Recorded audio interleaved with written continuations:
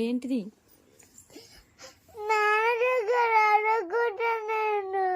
ఏం తీసుకుంటావు? ఎందుకు ఫోన్? ఎందుకు నానిస్తాడా ఫోన్? మరి ఫోన్ చూడొద్దు కదా.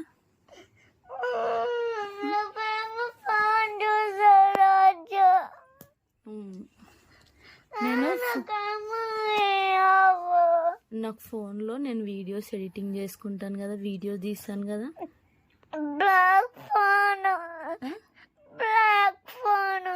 బ్లాక్ ఫోన్ కావాలా? ఏం చేస్తావు చెప్పు.